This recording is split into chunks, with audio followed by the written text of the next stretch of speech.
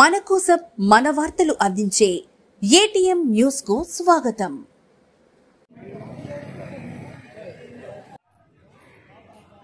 మూడు 18 వందల శాంతమ్మ వాడుగా ఎస్సీ 600 కుటుంబాలు వాడుగా ఎటువంటి బ్యాలెన్స్ లేదుగా ఎటువంటి బాకీ లేదు. 1340 కిలోమీటర్ ఎటువంటి బాకీ లేదు. 26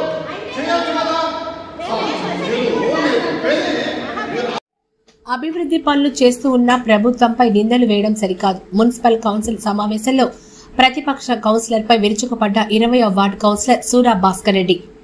ఆ కౌన్సిలర్ ఏది చేసినా వెరైటీగానే ఉంటుంది. ఆత్మకూరు పట్ట 20వ వార్డు కౌన్సిలర్ సూరా భాస్కర్ రెడ్డి నేడు మున్సిపల్ సమావేశానికి దేశ పౌరుడిగా జాతీయ జెండా పొలినపై వస్త్రాన్ని, తెలుగుదేశం పార్టీ విధేయుడుగా టీడీపీ పార్టీ కండువాని రెండు కూడా ధరించి సమావేశానికి విచ్చేశారు. నెల్లూరు జిల్లా ఆత్మకూరు మున్సిపాలిటీ కార్యాలయంలో నేడు జరిగిన మున్సిపల్ కౌన్సిల్ సమావేశంలో ప్రతిపక్ష కౌన్సిలర్లకు దీటైన సమాధానమిచ్చిన పట్టణ తెలుగుదేశం పార్టీకి చెందిన 20వ ward councillor Sura Bhaskar Reddy municipal శాఖ అధికారులు బడ్జెట్ సమావేశాలు లెక్కలు తెలుపుతూ ఉన్న సమయంలో ప్రతిసారి అడ్డు తగులుతున్న వైసీపీ కౌన్సిలర్లను గీటుగా జవాబిచ్చిన భాస్కర్ రెడ్డి కళ్ల ముందు చేసిన అభివృద్ధి పనులు కనిపిస్తూ వాటికి సంబంధించిన కౌన్సిల్ సమావేశంలో అధికారులు వివరిస్తూ ఉంటే ప్రతిసారి వారి ప్రసంగాలకు అడ్డు తగులుతూ అభివృద్ధి ఎక్కడ జరిగిందని చెప్పడం సరికాదని, తమ మంత్రి ఆనం రామనారాయణ రెడ్డి నియోజకవర్గ అభివృద్ధి కోసం అన్ని శాఖల నుంచి నిధులు తెచ్చి ఆత్మకూరు అభివృద్ధికి నిరంతరం శ్రమిస్తూ ఉంటే అభివృద్ధి పనులకు అడ్డంగా కలిగించే ఇటువంటి విధానం మానుకోవాలన్నారు. గత 4 ఏళ్ల గత ప్రభుత్వంలో ఇలా ఎందుకు నిలదీయలేదంటూ వారిని కౌన్సిలర్ భాస్కర్ రెడ్డి నిలదీశారు. తమ వార్డుల్లో కావలసిన పనులను అడిగి చేసుకోవడం మంచి పద్ధతి అని, అలా కాకుండా అభివృద్ధి పనులు చేసిన అధికారులను నిలదీయడం ఇది మంచి పద్ధతి కాదని భాస్కర్ రెడ్డి తెలిపారు. కౌన్సిల్ సమావేశానికి కౌన్సిలర్ సూరా భాస్కర్ రెడ్డి తనదైన వెరైటీ స్టైల్లో గాంధీయవాది వస్త్రధారణతో సమావేశానికి విచ్చేసి ప్రత్యేక ఆకర్షణగా విశేషంగా నిలిచింది. సిబ్బందికి అందరికీ, ప్రతి ఒక్క సోదరులకు అందరికి పెద్దలకి అందరూ నమస్కారాలమ్మా.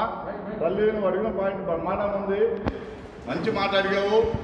మన అన్న బొమ్మకి 29 లక్షలు పెట్టినప్పుడు ఎందుకు అడగలేదమ్మా?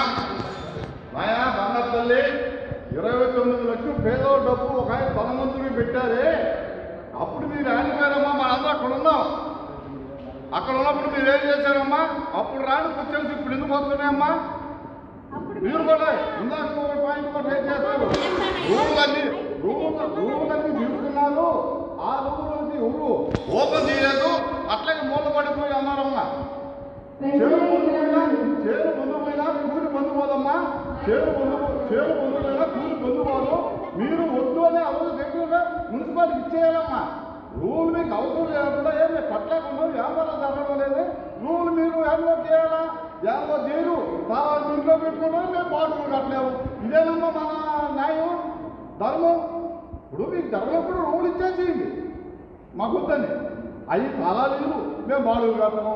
ఈ కొత్త చట్టాలు ఎవరు రాశారమ్మా? ఏ రాజ్యాంగంలో ఉందో నాకైతే అర్థం అవ్వదు అధ్యక్ష. కాబట్టి మీరు అడిగే కొంచెం గతంలో మనం ఏం చేసాము అనేది కూడా దృష్టిలో పెట్టుకోవాలమ్మా. ఆత్మకూరు మహానుభావుడు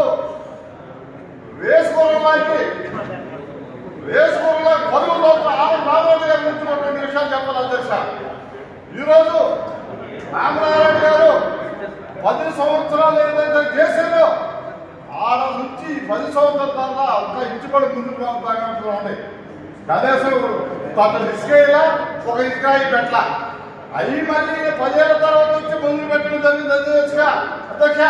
అదేవిధంగా ఈ రోజు కొన్ని కోట్ల ఆత్మలు తెచ్చిన వాస్తవం అధ్యక్ష. మినీ బైబర్స్ కి 6.5 కోటి దానికి సెంట్రల్ లైటింగ్ పెట్టి చేస్తే అభివృద్ధి పదంలో నడిపించేదానికి. అదేవిధంగా డ్రైవర్ ప్లాంట్ 30 లక్షలు అధ్యక్ష. రామనాయుడు గారు తెచ్చి నిధుల విషయం చెప్తున్నా.